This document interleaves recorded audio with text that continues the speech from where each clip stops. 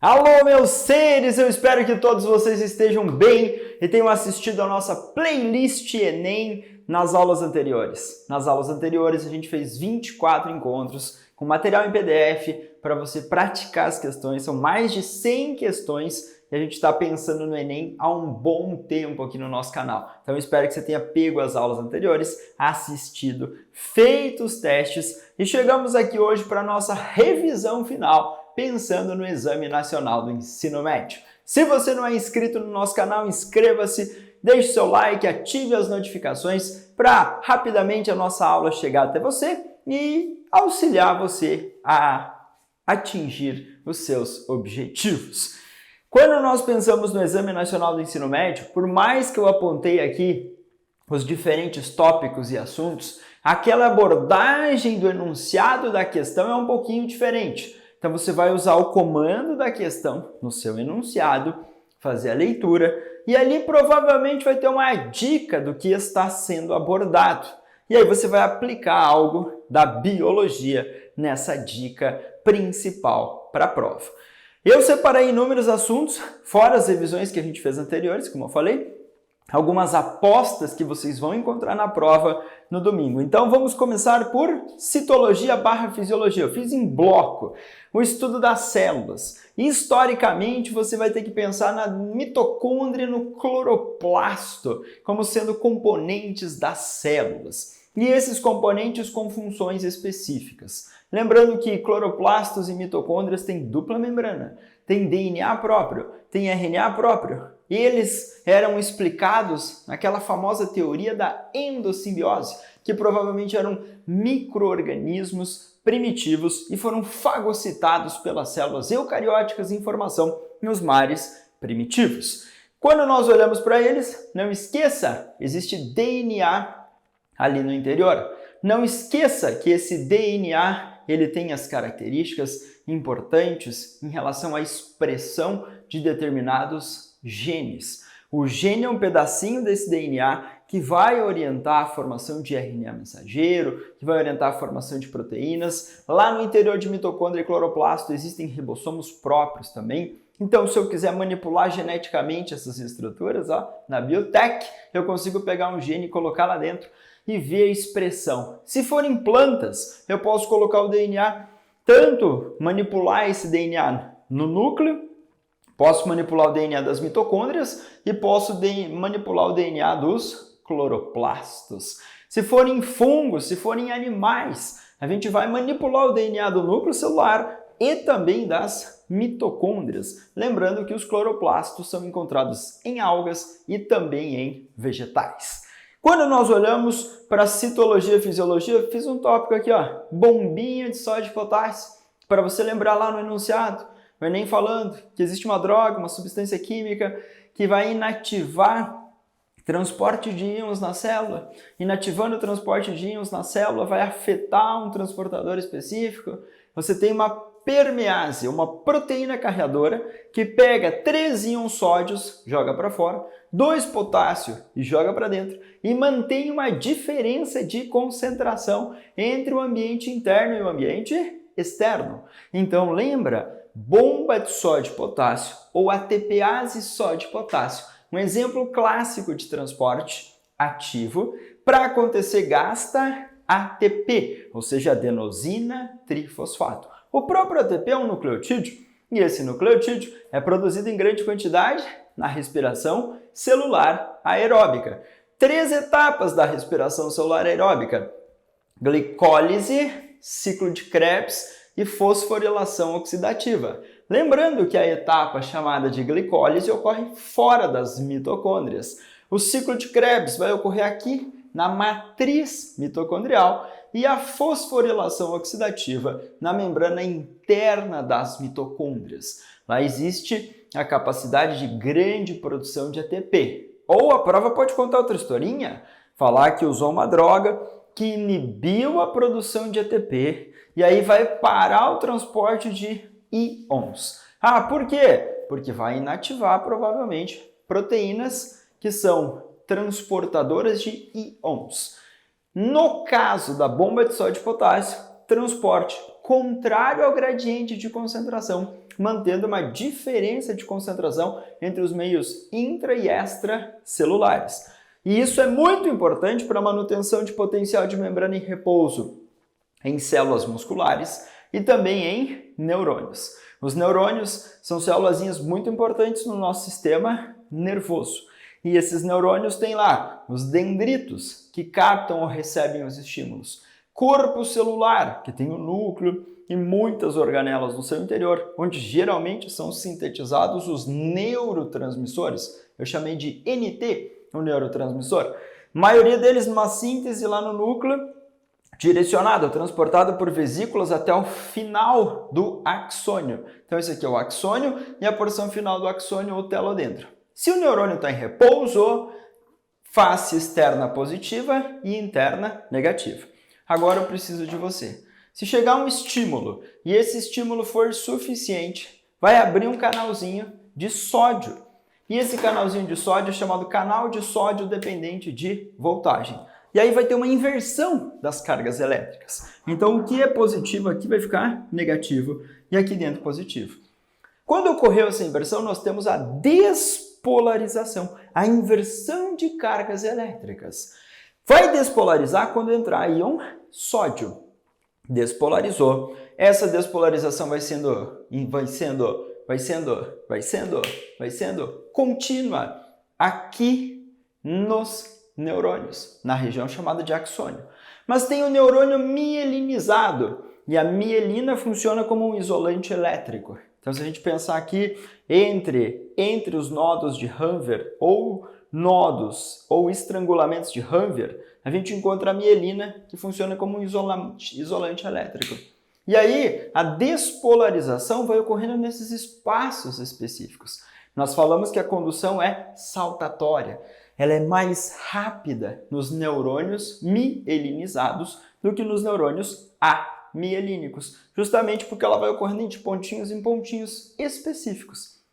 Quando chega no final, na porção final do neurônio, lá nos telodendros ou final do axônio, tem a abertura de um canal de cálcio. Vai ocorrer um influxo à entrada de cálcio. E aí as vesículas contendo o neurotransmissor se fundem com a membrana e lançam o neurotransmissor aqui no espaço, chamado de espaço ou fenda sináptica. Esse espaço entre os neurônios. E aí os neurotransmissores ligam-se em receptores ou receptor do neurônio pós-sináptico. Não é muito a decoreba do Enem, ou pelo menos nunca foi, mas esse é o neurônio pré-sináptico antes da fenda. Esse é o neurônio pós-sináptico após a fenda. Esse neurotransmissor fica ali um tempinho, depois ele é rapidamente reabsorvido, enzimas degradam e retiram facilmente o neurotransmissor dessa região nas sinapses chamadas de químicas. Dopamina, serotonina, endorfina, adrenalina, noradrenalina funcionam como neurotransmissores, mensageiros químicos ali no nosso sistema nervoso. Se eu olhar ainda para gráfico, vai que aparece um gráficozinho. Aqui geralmente milivolts, menos 70 mais 40 milivolts. Nós teremos milissegundo, e a gente vai ter nesses tempos e nessas cargas uma variação do potencial de membrana em repouso. A fase ascendente do gráfico, ou seja, que sobe, representa a despolarização. E para ocorrer despolarização, eu preciso de entrada de sódio. Agora, a fase descendente, aqui desce, B, é a fase de repolarização. Repolarizar, eu preciso ver a saída do potássio. Então, entra sódio, despolariza, sai potássio, repolariza. Essa entrada e essa saída não é feita pela bomba de sódio e potássio. Existem canais ali iônicos chamados de dependentes de voltagem. E aí os íons se movimentam aí seguindo o princípio da difusão. Agora, para manter o potencial de membrana em repouso, a bomba de sódio e potássio vai pegar esse sódio que entrou e jogar para fora. Vai pegar o potássio que saiu e jogar para dentro. Então a bomba de sódio e potássio vai atuar, mantendo o potencial de membrana em repouso. Se a prova for muito específica, senão eu acredito numa ideia de usar um medicamento, uma substância química, inativar um transportador de íons. E aí o que vai acontecer? A quantidade dentro e fora tende a se manter constante. Isso é ruim para as células. Isso pode alterar o fluxo de água. Geralmente, para onde o sódio está se movimentando, a água acaba indo atrás. Então, a gente pode ter muitos problemas fisiológicos. Ou usar medicamentos, drogas, substâncias químicas que diminuem a produção de energia. E aí parar um tipo de transporte na célula, para o transporte ativo, que é dependente de ATP para movimentação, para a proteína pegar os íons e jogar no seu movimento contrário. Então eu acredito muito nisso na prova. Vai que aparece, vai que aparece. E também, se eu comparar com os sistemas, eu vou pensar no sistema digestório, trajeto do alimento no seu corpinho, determinados tipos de alimento. Mandioca, batata, pães são alimentos ricos em amido. E esse amido começa a ser digerido quimicamente na nossa boca ou cavidade oral, graças à liberação da pitialina ou amilase salivar. Então a amilase é uma enzima que vai degradando inicialmente esse amido. pH ótimo para o funcionamento da enzima amilase salivar, entre 6 e 7. Decidi mastigar e engolir. O alimento passa a boca, faringe. Da faringe vai para o esôfago. Do esôfago chega no estômago. Lá no estômago nós temos uma cobrança, geralmente, que é a variação do pH do estômago. Esse pH entre 2, 3, 3,5 é mantido pelo ácido clorídrico produzido no órgão. O ácido clorídrico é essencial para criar um ambiente ácido lá. Esse ambiente ácido ativa o pepsinogênio, você tem a conversão do pepsinogênio em pepsina. Esse ambiente ácido do estômago impede a proliferação de micro-organismos. Esse ambiente ácido do estômago atua como desmineralizador, retira alguns minérios, sais minerais, que tem, por exemplo, se engolirmos partículas de ossos de animaizinhos que estamos comendo. Então esse suco gástrico ele tem uma potência muito, mas muito importante para a digestão e porque a enzima pepsina é uma potente protease, é uma enzima que digere proteínas. A amilase é um exemplo de carboidrase, uma enzima que digere carboidratos. Lembra que a nomenclatura ASE vai lembrar enzima e elas são sensíveis à temperatura, à variação de pH, elas têm um substrato aí, muitas vezes específicos para a sua atuação. Agora, saiu do estômago esse bolo alimentar, que é chamado de quimo, ele vai para o intestino delgado. 3 porções no intestino delgado, duodeno, jejuno e ilho. O duodeno recebe o quimo, o duodeno recebe o suco pancreático, que tem muitas enzimas. Dentre as enzimas, tripsina, na forma inativa, tripsinogênio. Entre as enzimas, lipase pancreática e amilopsina ou amilase pancreática. Sem contar no bicarbonato de sódio.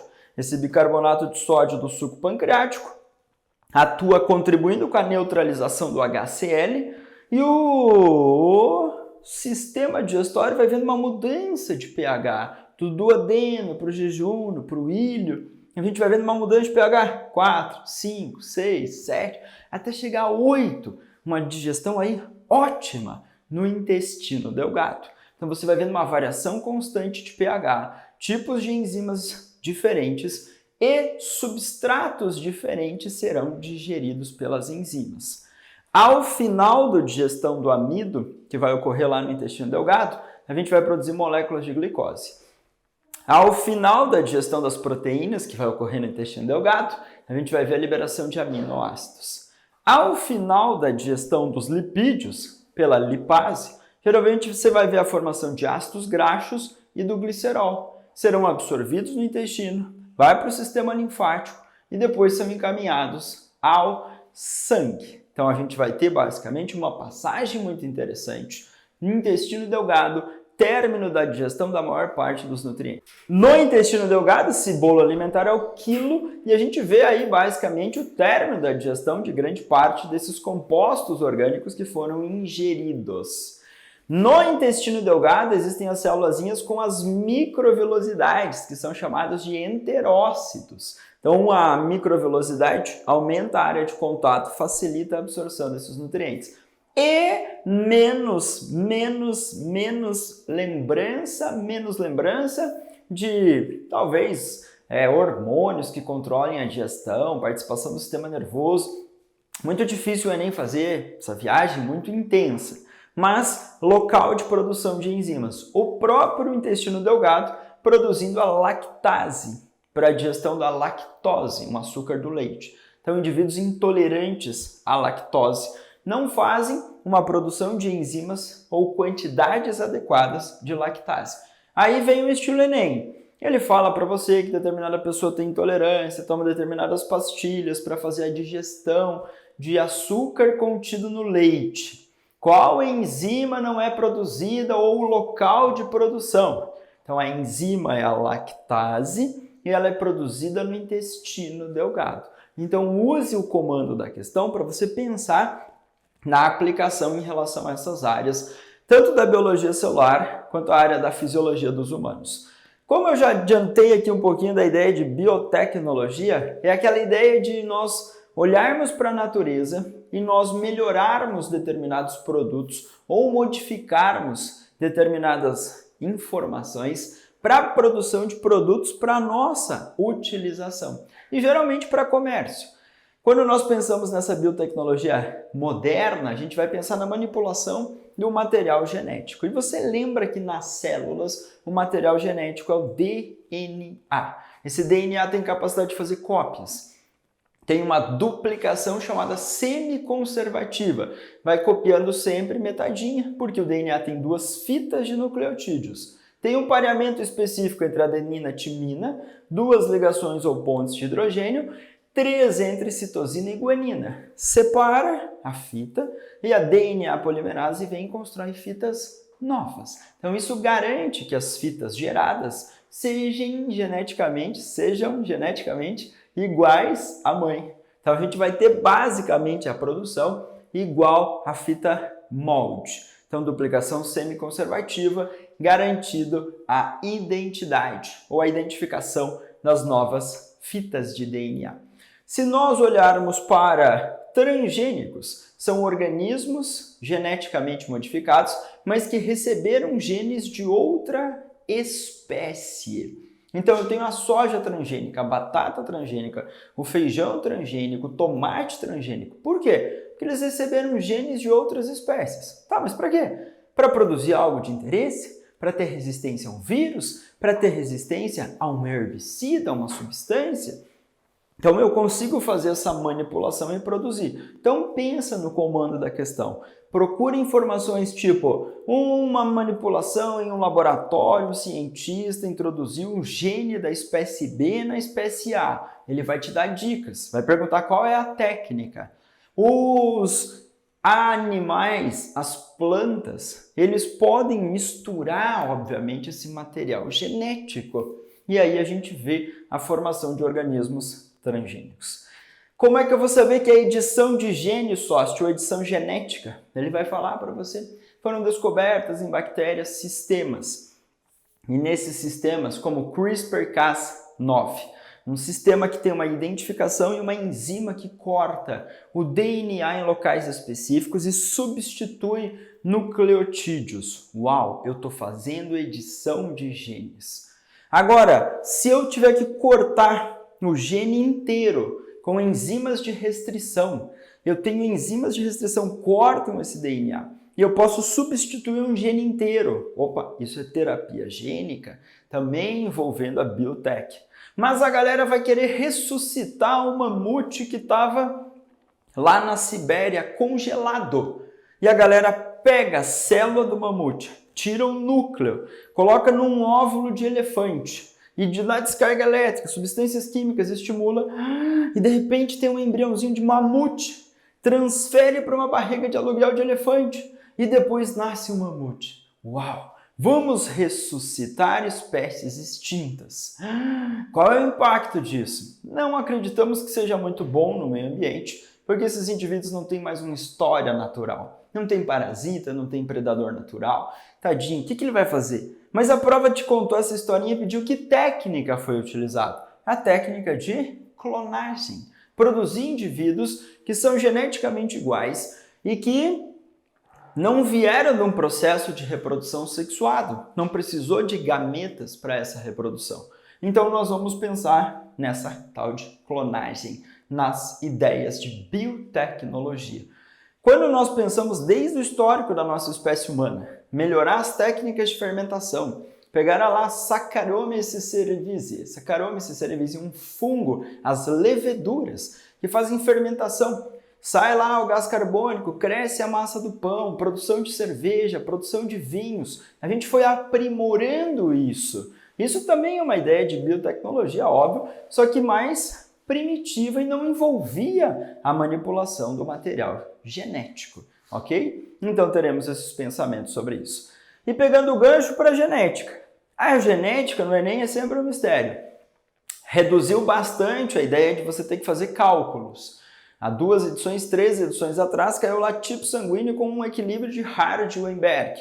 Nas últimas edições, estão indo para a ideia de teoria. Então, foco na teoria. Se cair cruzamentos, primeira lei de Mendel, segunda lei de Mendel, azão-azinho, cruzado com azão-azinho para formar indivíduos homozigoto recessivo, azão-azinho com azão-azinho para dar um azinho-azinho, 25%. Então você tem esse pensamento tranquilinho. Agora a parte teórica. Os genes são sequências de DNA que sofrem essa ação do meio. E aí nós temos o genótipo, o conjunto de genes, mais a influência do meio para resultar num fenótipo. Então eu posso ver o meio atuando numa certa influência de como esses genes serão expressos. E o fenótipo é o resultado disso. Se eu olhar para essa influência, eu posso encontrar questões que falam em expressão gênica no domingo. Expressão gênica é o DNA, servir aí de modelo, carregar a informação. Eu preciso de uma enzima chamada RNA polimerase, e aí eu produzo um RNA mensageiro. 3 letrinhas do RNA mensageiro, um códon, e esse códon orienta um aminoácido lá na proteína.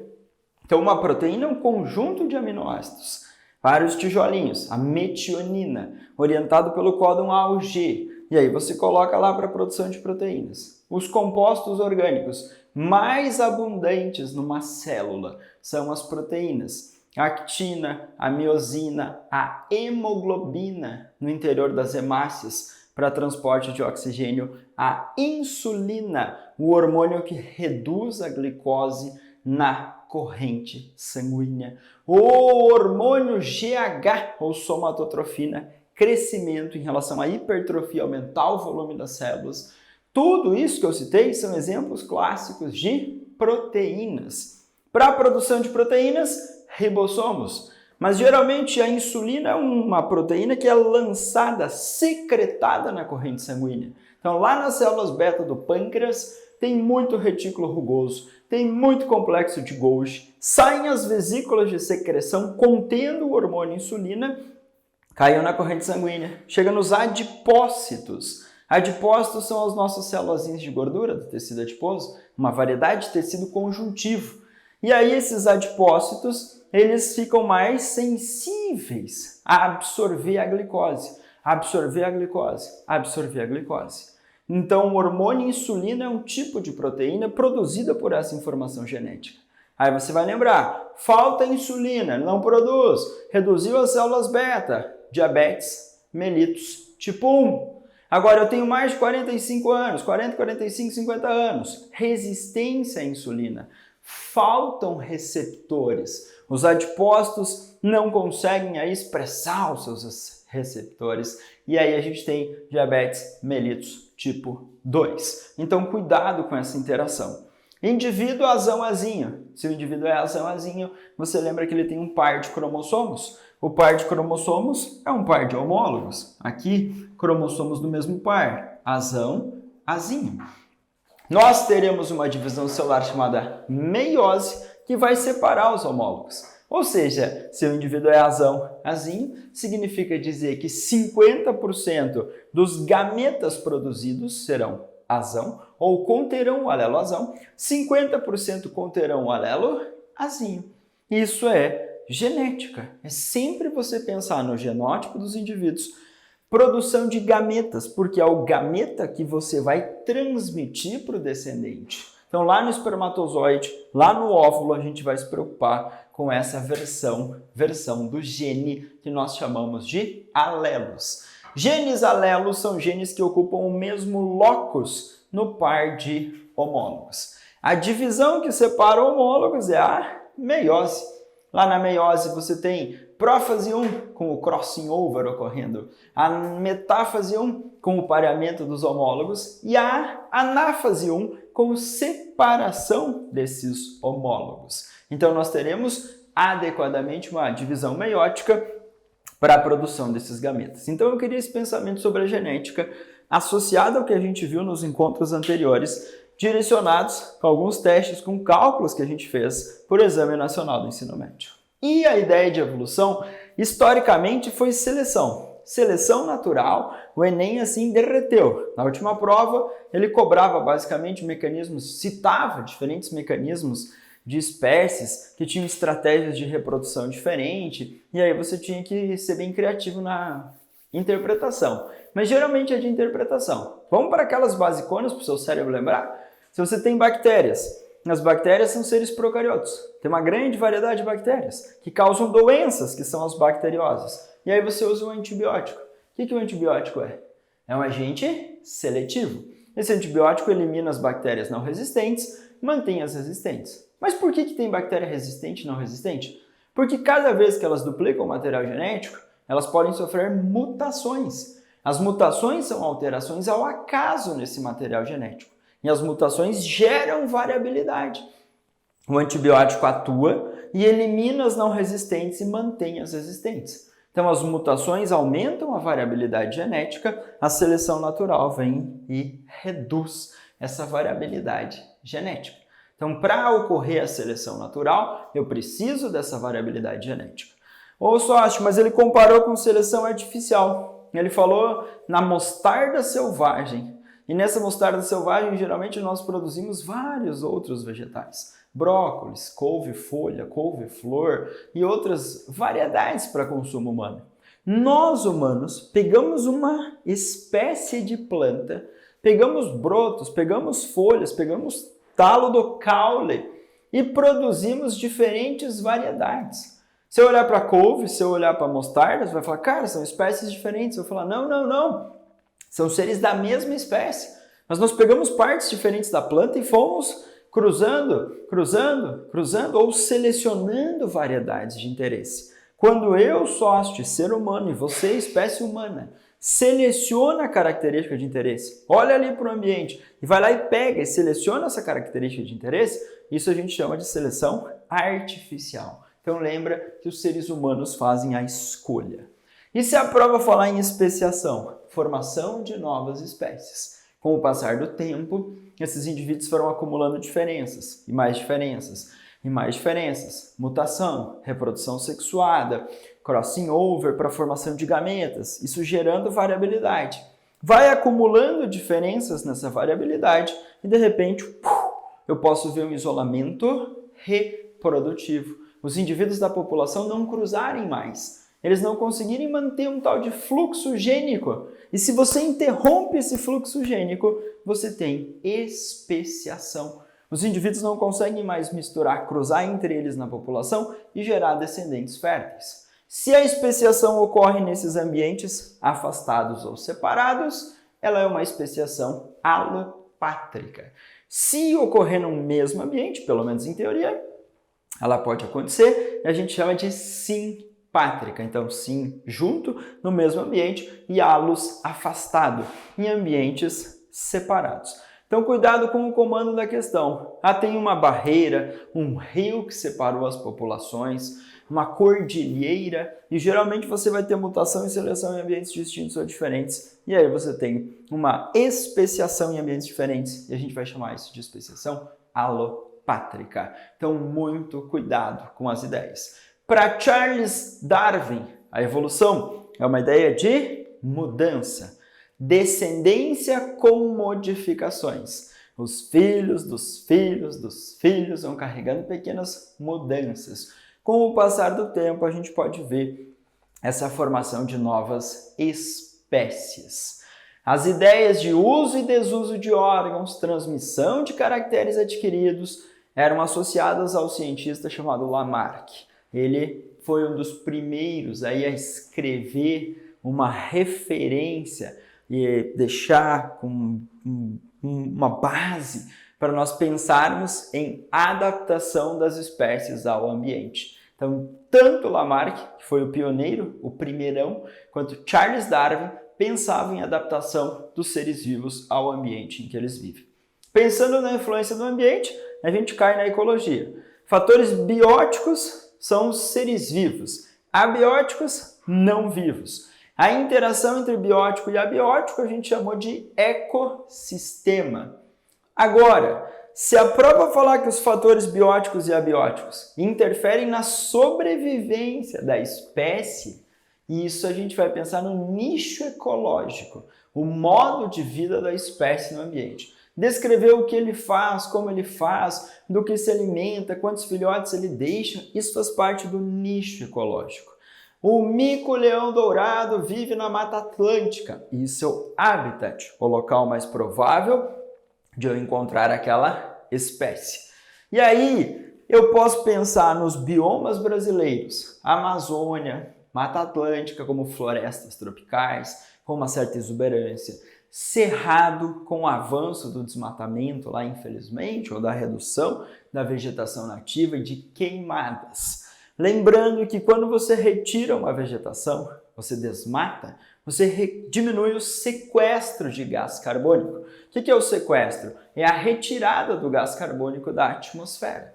E o gás carbônico é um potente gás associado ao aquecimento global. Um gás que vai reter raios infravermelhos que trazem calor e isso contribui com o aumento da temperatura média do nosso planeta. Então, desmatar, você tira os seres verdes que sequestram, retiram o gás carbônico, que transformam esse gás carbônico num composto, carbono aqui, inorgânico, em compostos orgânicos lá nos produtores. Lembra da fotossíntese? O carbono vai entrar lá na fase escura da fotossíntese para a produção de compostos orgânicos. Mais famoso é a famosa glicose, na reação química. 6 CO2 mais 6 moléculas de água, formando glicose e oxigênio. Lembrando que essa glicose, ela é aqui, dependente desse carbono, do gás carbônico para ser produzido.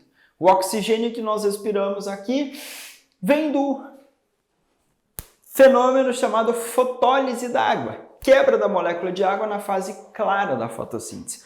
O Enem não vai fazer essa descrição direta, que nem eu estou fazendo. Ele vai contar a historinha para você. Colocou lá um grupo de seres vivos, colocava luz, gás carbônico e de repente ele via a produção de compostos orgânicos. Que fenômeno está acontecendo? Fotossíntese. Então a gente vai ter essa identidade. Quebrou a molécula de água, liberou o oxigênio para a atmosfera. Uau! Outros seres conseguem consumir esse oxigênio. Então, o cloroplasto é a estrutura específica para a realização da fotossíntese. Nas células eucarióticas, a mitocôndria para consumo desse oxigênio. Então, esses dois ciclos biogeoquímicos do carbono e do oxigênio intimamente relacionados. Quando a gente faz desmatamento não contente, às vezes a gente promove a queima daquilo que a gente desmatou. E isso libera carbono que estava impregnado nos compostos orgânicos para a atmosfera. Então, nós temos um outro problema aí em relação à emissão desses gases e o acúmulo deles. No ambiente natural, muitas espécies parasitas, um ser que vive às custas de outro ser, tipo um mosquito que pica e suga sangue. O mosquito tem anestésicos, anticoagulantes, ele tem uma estratégia de picar e se alimentar de sangue. O objetivo dele não é desmatar, o objetivo dele é se alimentar um pouquinho de nós. E isso é um parasitismo. Ah, mas eu estava analisando, Soacha, que eu posso ter espécies diferentes e elas querem a mesma coisa. Isso é uma competição interespecífica entre seres de espécies diferentes. Agora, eu tenho indivíduos da mesma espécie e eles estão competindo por recurso, por alimento, por parceiros reprodutivos. Sempre a competição é uma relação ecológica negativa. Então você pode ter competição intra, entre seres de uma mesma espécie, ou inter. Preste atenção no comando da questão, para você saber qual relação ecológica. Vai cair tipo cadeias alimentares. Vegetação rasteira, capivara se alimentando, a onça esperando para se alimentar da capivara. A onça é um predador, vai matar e comer a capivara.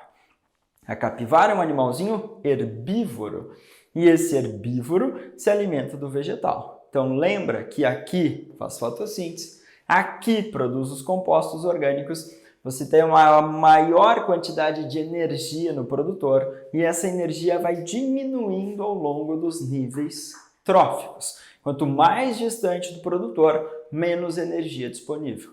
A única pirâmide, vai ter desenho na prova, a única pirâmide que não pode aparecer de forma invertida na representação de cadeias alimentares é a pirâmide de energia, porque a energia sempre diminui ao longo dos níveis tróficos. Então lá nas nossas aulas anteriores em ecologia, a gente passou por toda a ecologia e eu confio no potencial de vocês para brilhar na prova. Adaptações em botânica e zoologia. Geralmente aparece a adaptação junto com a ecologia. Então no bioma chamado Caatinga, um bioma totalmente brazuca. Temos cactos ali, cactáceas. Os cactos são plantinhas que têm parênquima aquífero, têm suculência, têm folhas transformadas em espinhos. Isso é uma adaptação para evitar perda de água para o ambiente. Nós pensamos em adaptações em plantas e animais, também quando a gente falou em zoo e botânica. Então aqui é só uns flashzinho rápido para você. Lembra de estômatos, modificações da epiderme nas plantas, e esses estômatos abrem-se, parecem boquinhas, para absorção do gás carbônico. Só que quando ele está aberto, perde água na forma de vapor. Plantinha perde água lá em cima, na forma de vapor, transpiração estomatar. Quanto mais perde lá em cima, mais absorve lá embaixo. A água entra por osmose e as plantas precisam absorver sais. Compostos nitrogenados, como os nitratos do solo. Fosfato, potássio, famoso NPK, macronutrientes inorgânicos que as plantas vão utilizar. O nitrogênio entra na formação de aminoácidos, de nucleotídeos, das bases nitrogenadas. O potássio é importante para a movimentação, para bombeamento também. Potássio para o interior das células guarda no estômago e o fluxo de água para abrir o estômago. Então nós temos essas preocupações. O mundo das plantas, briófitas, pteridófitas, gímenos e anjos. Briófitas, sem vasos condutores de seiva. Pteridófitas, gímenos e anjos com vasos. Nas gímenos e anjos tem o grão de pólen, que forma o tubo polínico e trouxe independência de água para fecundação. Nas gímenos e anjos, semente, são plantas espermatófitas. Nas angiospermas, o ovário formando fruto, protegendo essa semente, atraindo muitos animaizinhos que vêm se alimentar do fruto e acabam auxiliando na dispersão de sementes. Ah, liberou a caça, vão matar os animais maiores. Poxa, e de repente começou a diminuir a população de determinados vegetais. Por quê? Porque esses animais dispersam as sementes e são essenciais, prestando um serviço ecossistêmico. Eles fazem isso para nós de graça, eles não cobram nada. E eles dispersam várias espécies de plantas que são essenciais para a nossa sobrevivência. No mundo dos animais, exoesqueleto nos artrópodes. Pode aparecer gráfico de crescimento em escadinha. Já estou ligado que é do filo artrópoda. Insetos, crustáceos, aracnídeos são artrópodes. E esses animais são adaptados a esse ambiente terrestre. O exoesqueleto diminui a perda excessiva de água, protege, sustenta o animal e é trocado periodicamente para o animal crescer. Então nós olhamos para esses animais com uma grande diversidade. É o filo que tem maior diversidade de seres vivos nesse mundo dos animais. No mundo dos animais, o filo artrópoda é o que tem a maior diversidade. Os insetos, túbulos de Malpighi, traqueias para respiração, os túbulos de Malpighi são para excreção e o principal resíduo nitrogenado excretado pelos insetos é o ácido úrico. Isso diminui também a perda de água para o ambiente. Insetos, répteis, aves excretando ácido úrico. Eu, você, mamífero, excretamos ureia. Os anfíbios adultos, sapos, rãs, pererecas, que são animaizinhos também muito sensíveis ao ambiente, eles excretam ureia. A pele dos anfíbios permeável, úmida, para facilitar a troca gasosa e até absorver água em relação às características. Então, peixes que vivem em ambientes e a sua adaptação também é eliminar resíduos, a ganhar água do ambiente. Um peixe ósseo excreta amônia. Os peixes ósseos no ambiente de água doce, eles ganham facilmente água do ambiente por osmose e eles produzem muita urina, uma urina muito diluída e jogam esse excesso de água para fora. Já os peixes ósseos na água salgada, tá bom, eles também excretam amônia, mas lá eles têm uma dificuldade. Lá eles ingerem grande quantidade de água, a urina desses peixes ósseos na água salgada sai muito concentrada e é pouquinha urina. E as brânquias eliminam sais para adaptar esses animais ou para ajustar eles ao ambiente. Então, cuidado com adaptações ao ambiente em que esses animais vivem. E para encerrar o nosso blocão de revisão que a gente fez anteriormente, lista de testes, deixei para vocês muito sobre saúde e doenças. Então, geralmente, quando a gente pensa em saúde, a gente vai pensar nos mecanismos de profilaxia, ou seja, prevenção. Profilaxia é prevenção. A prova vai te dar no enunciado um comando pensando como prevenir uma doença. Por exemplo, matar mosquito. Previne que doença? Previne dengue, previne febre amarela, previne malária. Matar mosquito, que são doenças transmitidas por mosquitos. A dengue e a febre amarela são causadas por vírus. A malária é causada por um protozoário, mas esses diferentes seres são transmitidos por mosquitos. Então a gente vai cuidar com os agentes que são estranhos. Esse agente que é o estranho, seja o vírus, a bactéria ou o protozoário, é um antígeno. E ele é caracterizado pela presença de proteínas estranhas. Então as proteínas gritam assim para o organismo, sou estranho, sou estranho. Se um vírus chega até nós, uma bactéria, um protozoário, até um órgão transplantado. Recebi um órgão de uma outra pessoa porque eu precisava. Consegui manter minha sobrevivência. Mas os linfócitos, chamados de linfócitos T, vão reconhecer esse órgão como estranho. E o linfócito T vai tentar desencadear uma resposta imune de defesa e falar, estranho, estranho, vamos eliminar esse cara do programa. Então a gente tem que se preocupar com isso em relação às nossas defesas. Mas a prova falou em anticorpo. O anticorpo é uma proteína de defesa. Então nós temos especificamente uma reação antígeno-anticorpo. O antígeno é o do mal, o antígeno estranho. E o anticorpo é o do bem, se liga ali e vai neutralizar.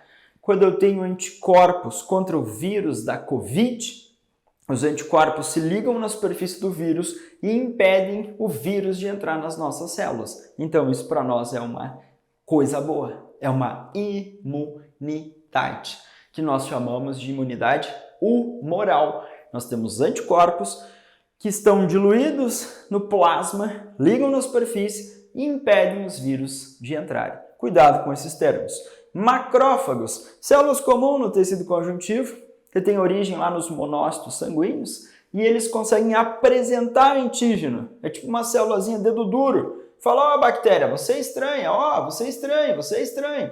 Ela consegue fagocitar o englobamento de partícula sólida, direcionar para dentro, vem os lisossomos, com muitas enzimas digestivas lá e formam aquele vacúolo digestivo, começa a digerir lá dentro, mas mesmo assim na membrana do macrófago expressam sinais, proteínas para dizer, tem um cara estranho, linfócito T chega, linfócito B chega, o linfócito B vai se diferenciar em plasmócitos para a produção de anticorpos. O linfócito T pode ser citotóxico e destruir essa célula infectada. Ou liberar mais sinais, intensificar a resposta, como os linfócitos TCD4.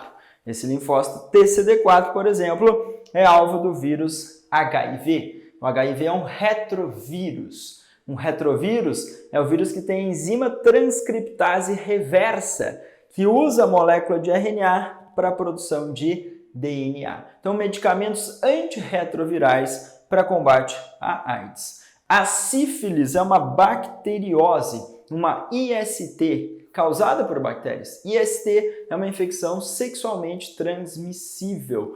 E aí a gente tem medidas como o uso de preservativos como profilaxia para evitar a transmissão dessas duas doenças que são infecções sexualmente transmissíveis. A AIDS causada por um vírus, sífilis causados por bactéria. E na questão 97, prova amarela, ciências da natureza, estará malária. Questão 97, ciência da natureza, prova amarela, estará malária, uma protozoose transmitida pela picada do mosquito Anopheles. Mosquito prego, popularmente. O Anopheles, lá, as fêmeas do mosquito são hematófagas, se alimentam de sangue. Precisa picar, sugar o sangue. No nosso sangue tem muita proteína. Vai ser importante para amadurecer os ovinhos dela e depois os filhotinhos dela, mosquito. Ela vai ficar muito feliz. Só que quando ela pica, introduz a saliva e junta o protozoário causador da malária. Protozoário do gênero Plasmodium, causador da malária. Região tropical do planeta Terra, Brasil, África, Ásia, floresta tropical, recorte, presença de um mosquito e transmissão da malária. Vai afetar o nosso fígado, nossa medula óssea, nossas hemácias. Rompimento das hemácias, pico de febre. Rompimento de hemácia, pico de febre na doença chamada malária. Então essas são as minhas dicas finais para você fazer uma excelente prova do Exame Nacional do Ensino Médio. Sei que tivemos 24 encontros anteriores, então esse é o 25º, eu espero ter ajudado vocês nessa jornada do Enem 2024 e que seja a última prova do ensino médio da sua vida, depois você só vai fazer prova na universidade. Boa prova a todos vocês, abração e bons estudos sempre!